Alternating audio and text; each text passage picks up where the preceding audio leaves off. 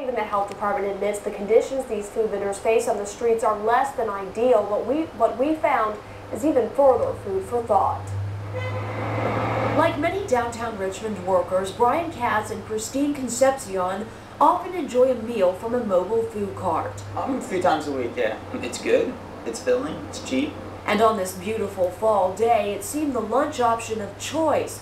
But have you ever wondered just how clean these places really are? Well, I just finished my lunch, so I'm going to say no. Perhaps what you don't know won't hurt you, but what our cameras found wasn't always reassuring. There are, of course, no sinks in most of these carts. Workers often dished out food with bare hands, all the while handling dirty dollar bills. And in between customers, many touched their faces and bodies, ate meals of their own. One worker even blew her nose. Absolute no-no.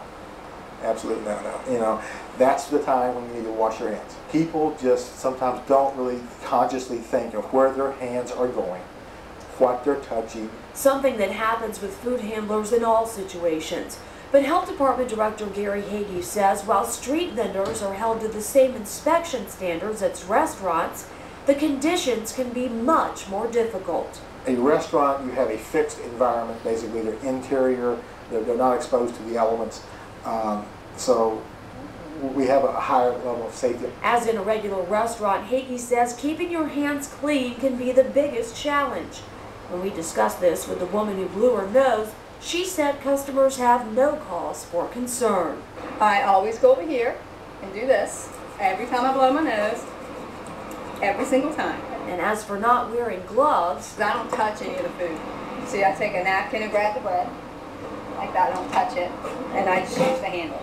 To be fair, many vendors are likely very clean. Jill Stroud has served hot dogs from a cart for 12 years.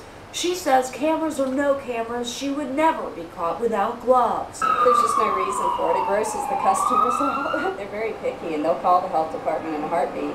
But before your heart skips a beat for a tasty meal on the go, Hagee says simply check conditions out for yourself. My advice to the public is look before you eat, look before you buy.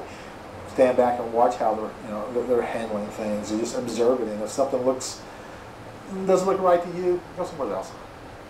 Perhaps most important, always look for a health permit. Hagee says they have seen cases of unlicensed